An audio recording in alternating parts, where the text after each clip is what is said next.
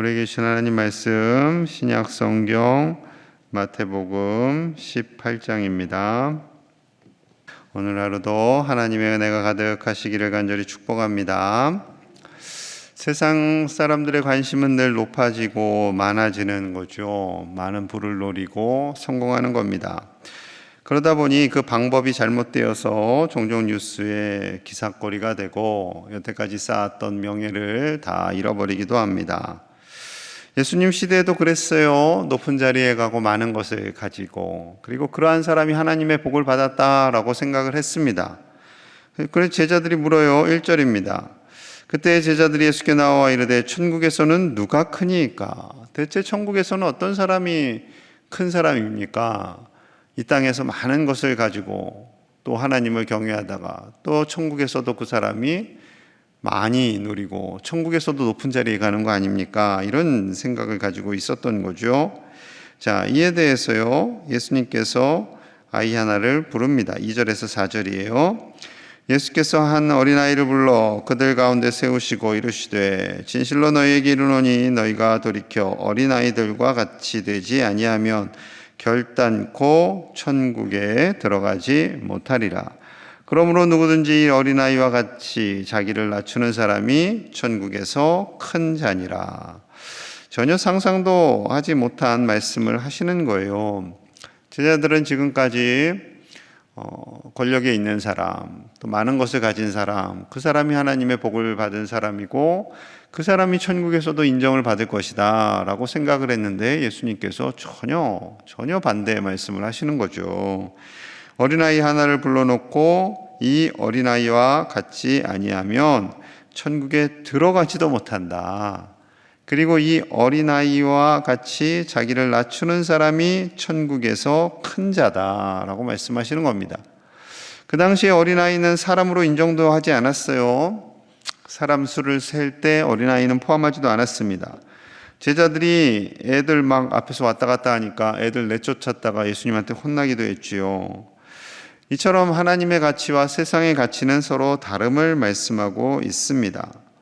세상에서는 큰 자가 중요하죠. 높은 자가 중요합니다. 그래서 누가 한번 높게 되면 막 그 사람 밑에 줄 서요. 정신없이 줄 섰다가 대선이 그런 거래요. 대통령 선거가 누구에게 줄을 서느냐. 그거에 따라서 한 몇 년이 정말 흥황하기도 하고 망하기도 하는. 옛날에는 점집이 그렇게 잘 됐답니다. 대선을 맞추는 점쟁이가 최고의 점쟁이인 거예요. 그래도 물론 50%의 확률을 가지고 있잖아요. 50% 확률 가지고 플러스 잘만 하면은 그 정치계에서 확 뜨는 점쟁이가 된답니다. 그래서 정치인들이 점쟁이를 참 많이 좋아했다고 그래요. 요즘에도 그런지 모르겠지만 아무튼 그래서 이 2000년 전이나 지금이나 다 그런 사람들 밑에 들어가고 성공하고 높아지는 것을 기대했던 거죠. 자, 그런데 예수님께서 전혀 그렇지 않다라는 거예요. 왜 어린아이를 빗대어 말씀하셨을까요? 왜 어린아이와 같은 자가 천국에서 큰 자다 라고 하셨을까요? 그것은요, 어린아이가 의지할 것은 부모님밖에 없습니다. 어린애들이 누구를 의지하겠어요? 엄마 아빠밖에 의지하지 않습니다. 오직 엄마 아빠죠. 그렇기 때문에 그 아이들처럼 하나님을 의지하라는 거죠. 엄마 아빠를 의지하는 것은 자기가 스스로 생각해도 자기는 연약하다라는 것을 알거든요. 간혹 고집 부릴 때가 있어요. 나 뭐든지 잘해. 나 힘이 세. 그냥 지나가는 말이죠. 5살짜리가 힘이 세봐야 얼마나 세겠어요. 그런데 그 아이들은 엄마 아빠 아니면 살지 못합니다. 똑같습니다. 그렇게 하나님을 의지하라는 거예요. 아이들이 겸손하면 얼마나 겸손하겠어요. 중요한 것은 하나님을 그렇게 의지하라는 거죠. 아이들은 엄마에게서 떨어지면 막 울잖아요. 목숨 거는 거죠. 아빠가 안 나도 어쩔 땐 울어요. 굉장히 아빠 화가 나요. 네? 그만큼 하나님을 의지하라는 거예요. 그만큼 목숨 걸고 정말 하나님을 전적으로 그렇게 하나님만 의지하시는 저와 여러분들 되시기를 간절히 축복합니다. 그리고 예수님께서 연약한 자를 섬기라 말씀하세요. 자, 5절에서 7절입니다. 5절. 또 누구든지 내 이름으로 이런 어린아이 하나를 영접하면 곧 나를 영접함이니 누구든지 나를 믿는 이 작은 자 중 하나를 실족하게 하면 차라리 연자 맷돌이 그 목에 달려서 깊은 바다에 빠뜨려지는 것이 나으니라. 7절 같이 볼게요. 시작.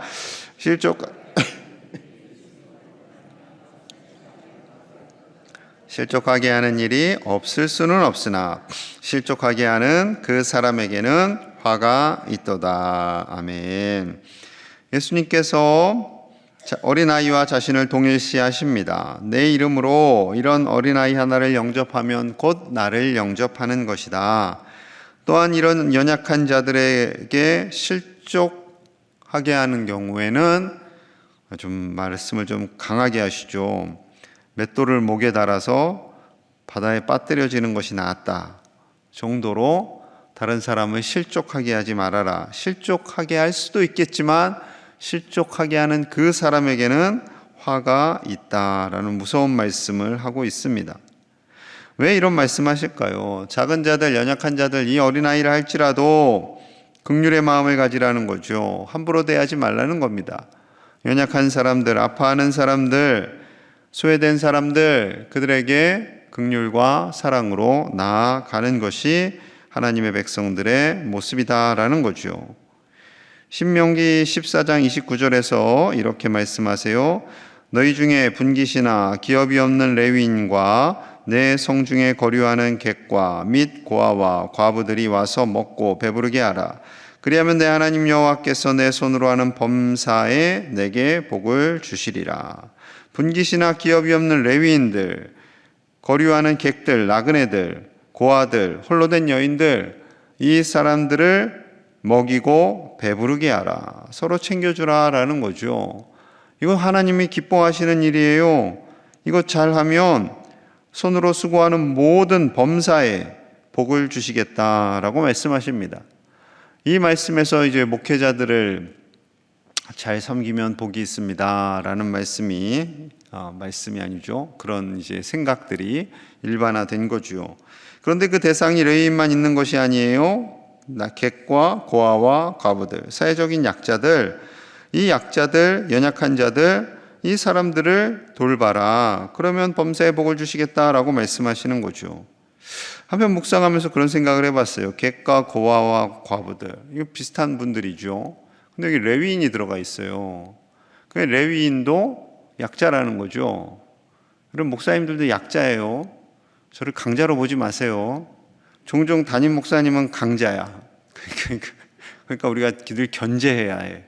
힘을 너무 많이 주면 안 돼. 힘 없어요. 하나도 없어요. 옛날 목사님들 좀 힘이 있었어. 옛날 목사님들은. 근데 요즘 목사님들 힘 하나도 없어요. 불쌍히 여겨주세요. 똑같습니다. 이 연약한 사람들에 대해서 객과 고아와 과부들, 이 사람들을 잘 섬기면 하나님께서 반드시 복을 주시겠다라고 약속을 하십니다. 복 받는 비결이 뭔가요? 그럼 저는 이렇게 답해요. 객과 고아와 홀로 된 여인들을 잘 섬기십시오. 그러면 하나님께서 복을 주십니다. 부모님을 잘 섬기십시오. 그럼 복을 받습니다. 복 받는 법이 굉장히 단순하죠. 그런데 죄송합니다만 우리가 잘 못하는 것들 중에 하나죠. 그렇기 때문에 하나님께서 더 복을 주시겠다라는 거예요. 여러분, 우리 교회가 해야 할 일, 이 연약한 이들을 불쌍히 여기고 섬기고 사랑하고 긍휼히 여기는 그런 우리 교회가 되어서 이 지역에서 정말 소외된 사람이 한 사람도 없도록 사명을 감당하고 우리가 해야 할 일들을 함으로 하나님께서 우리에게 복을 주시고 우리 교회에 복을 주실 줄로 믿습니다. 그 복 받는 저와 여러분 되시기를 간절히 축복합니다. 약자에 대한 섬김과 실족하는 자가 화를 당한다라는 말씀을 하시자 베드로가 좀 궁금해하던 것을 질문을 해요. 자, 21절입니다. 그때 베드로가 나와 이르되 주여, 형제가 내게 죄를 범하면 몇 번이나 용서하여 주리이까? 7번까지 하오리이까? 그 당시에는요, 한 3번 정도까지 용서해 주고 더 잘못하면 4번째에는 정죄해도 된다라는 자기들만의 율례가 있었어요. 이 정도는 좀 3번까지만 참으면 많이 참은 거 아닙니까? 이런 식으로 예수님께 질문을 하는 거죠. 그런데 7번까지 해준다면 정말 많이 해준 거 아닙니까? 저 할 만큼 했습니다. 이런 생각을 가지고 질문을 하는 거예요. 자, 그런데 예수님께서 반전의 말씀을 하시죠. 오늘 본문은 다 반전이에요. 자, 22절 봅니다. 22절 시작. 예수께서 이르시되 내게 이르노니 7번뿐 아니라 7번에 70번까지라도 할지니라. 7번뿐만 아니라 7번 했다고 많이 했다고 생색내지 말아라. 7번에 70번, 그러니까 7번 곱하기 70은 77에 49, 그래서 490번이에요. 490번. 490번까지 용서하라 라는 겁니다. 그러면 세요. 하나, 둘, 셋 해서 488, 내가 489 여기까지 참았다. 너 이제 490이면 너 이제 끝장이야. 491만 돼봐라. 뭐 이러는 거예요. 그거 아니죠. 그거 아니라 그냥 계속 용서해 주라는 거예요. 계속. 쉽지 않지요. 여러분, 부부간에 계속 용서했다면 부부싸움도 별로 안 일어났을 겁니다. 이혼하는 가정도 거의 없었겠죠. 그거예요. 답은 쉽게 나옵니다. 답은 단순해요. 오늘 하나님의 말씀의 진리는요, 단순합니다. 490번을 용서 못하는 거예요. 계속해서 용서 못하는 거예요. 왜 나만 용서해야 돼? 왜 나만 손해봐야 돼? 그 생각을 가지고 있으니까 너는 너 갈 길 가고 나는 나 갈 길 가자 이렇게 되는 거죠. 예, 그럴 수 있어요. 그럴 수 있습니다. 정죄하는 거 아닙니다. 그냥 용서를 못하는 우리 자신이 안타까운 거죠. 물론 그렇다고 해서 외도 술만 먹고 와서 때려요. 그거 어떻게 용서를 해요? 그건 아닌 것 같아요. 제가 볼 때도. 술 먹고 와가지고, 근데 옛날 우리 어르신들은 그래도 용서하고 함께 살았잖아요. 이게 수학적인 기준으로 1은 맞고 2는 틀리다 이럴 수 없기 때문에 참 어려운 것 같습니다. 아무튼 자, 예수님께서 더 어려운 말씀을 하세요. 1만 달란트 빚진 자, 우리가 잘 알고 있죠. 그 비유를 말씀하십니다. 1만 달란트 빚진 자가 왕에게 끌려와요. 이 한 달란트는 한 달란트, 1만 달란트가 아니라 한 달란트가 6천 데나리온이에요. 한 데나리온은 하루의 품삯이에요. 365일이 이제 1년이죠. 그러면은 쉬지 않고 일을 한다 해도 이 1만 달란트는 무려 16년이 넘는 기간, 16년. 16년 동안 이거 엄청난 금액이죠. 16년 곱하기 또 만을 해야 돼요. 이해가 되세요? 16년 곱하기 만을 해야 돼요. 만을. 그러니까 16만 년어치의 임금입니다. 이게 그 돈을 어떻게 왕이 빌려줬을까? 여러분 이 생각하지 마세요. 비유예요. 네, 저 사람 뭘 보고 16만 년어치의 임금을 빌려줬을까? 왕이 이렇게 생각하시면 안 되고요. 이 비유로 말씀하시는 겁니다. 자, 빚을 갚아야 할 이 사람 주인에게 간청을 합니다. 그 종이 엎드려 절하며 26절이에요. 그 종이 엎드려 절하며 이르되 내게 참으소서 다 갚으리이다 하거늘 못 갚아요. 이걸 어떻게 갚아요? 못 갚습니다. 주인이 불쌍해서 그를 다 탕감해 줍니다. 여러분 이게 뭐예요? 이게 십자가죠. 십자가. 16만 년 어치의 임금의 가치가 바로 십자가죠. 그런데 이 십자가의 은혜는요, 이 16만 년 어치의 임금은 셀 수 없는 임금입니다. 그러니까 셀 수 없는 가치, 그 십자가의 은혜로 이 많은 빚진 종, 즉 우리죠. 우리가 용서를 받았다라는 겁니다. 우리가 용서를 받은 거예요. 예수님의 보혈의 가치는 셀 수 없는, 그 말대로 셀 수 없죠. 예수님의 그 십자가를 어떻게 돈으로 평가가 되겠어요? 안 됩니다. 자, 그런데 이 사람이요, 100데나리온, 100일치 빚진 동료를 만나요. 28절입니다. 28절. 그 종이 나가서 자기에게 100데나리온 빚진 동료 한 사람을 만나 붙들어 목을 잡고 이르되 빚을 갚으라 하며 빚 갚아 목 확 잡고 목 갚아라 이렇게 쪼른 거죠. 협박을 한 거예요. 그리고 이제 이 사람을 감옥에 넣어버립니다. 주인이 소식을 들었어요. 자, 33절에서 34절입니다. 내가 너를 불쌍히 여김과 같이 너도 내 동료를 불쌍히 여김이 마땅하지 아니하냐 하고 주인이 노하여 그 빚을 다 갚도록 그를 옥졸들에게 넘기니라. 우리에게 말씀하시는 것은 십자가의 은혜, 값으로 셀 수도 없고 예수님의 보혈로 용서를 받은 우리가 그 100데나리온 100일치 임금 그거 용서 못하냐? 용서하라는 거죠. 예수님이니까 그렇게 쉽게 얘기하죠. 예수님 제 입장에 되어보세요. 그게 용서가 되나? 이렇게 우리는 일반적으로 변명을 합니다. 저도 그렇고 다 그렇죠. 자, 그런데 35절에 또 한 번 무서운 말씀을 하시죠. 35절 같이 봅니다. 시작. 너희가 각각 마음으로부터 형제를 용서하지 아니하면 나의 하늘 아버지께서도 너희에게 이와 같이 하시리라. 참 이 말씀 없으면 참 편한데, 그렇죠? 안 그렇게 생각 안 하세요? 이 말씀이 굉장히 어려운 말씀이 있어요. 형제를 용서하지 아니하면 하늘 아버지께서도 우리를 용서하지 않으신대요. 여러분, 죽기 전에는 다 용서하셔야 됩니다.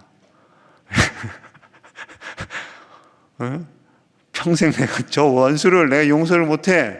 우리 집안에 저렇게 피해를 입힌 자를 용서를 못해. 나를 맨날 때리고 나에게 상처 준 어렸을 때 학교 폭력한 죄를 용서를 못해. 근데 죽기 전엔 용서하셔야 되는 거예요. 용서 못하면은 하나님이 우리를 용서하지 못한다라고 말씀을 하십니다. 용서하고 살라는 거죠. 용서가 참 쉽지 않습니다. 정말 쉽지 않아요. 그렇지만 그때마다 뭘 보라는 거예요? 1만 달란트. 예수님의 십자가를 보라는 겁니다. 예수님의 십자가. 내 죄는 가볍고 다른 사람의 죄는 무거운 것이 아니라 예수님의 그 십자가로 우리가 용서를 받았기에 그 십자가의 용서로 다른 사람을 용서할 수 있다라는 것입니다. 여러분, 그렇게 용서하며 사시는 저와 여러분들 되시기를 간절히 축복합니다. 혹시 부부 사이 안 좋으신 분들 용서하면 행복하게 살 수 있습니다. 용서하면 살 수 있습니다. 정말 특별한 게 아니면 맨날 술 먹고 와서 나를 때린다. 자녀 교육에도 안 좋아요. 그거는 제가 이해해 드릴게요. 툭 하면 외도한다. 여자만 보면 그냥 정신을 못 차린다. 그러면 어떻게 살아요? 그거 두 가지는 제가 예외로 인정을 합니다. 나머지는 그냥 사세요. 다 똑같아요. 다 똑같습니다. 그냥 행복하게 용서하시며 사시고, 교회에서도 용서하시며 사시고, 정치인들을 보시면서도 열은 받지만 용서하시고, 정말로 행복하게 오늘 하루를 사시는 저와 여러분들 되시기를 간절히 축복합니다. 함께 마음을 모아서 기도하겠습니다. 십자가의 은혜로 용서하며 사는 우리가 되기를 원합니다.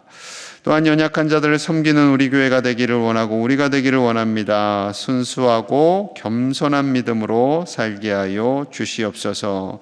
교회 학교, 여름 성경학교와 우리 중고등부 청년부 수련회를 위해서 기도하겠습니다.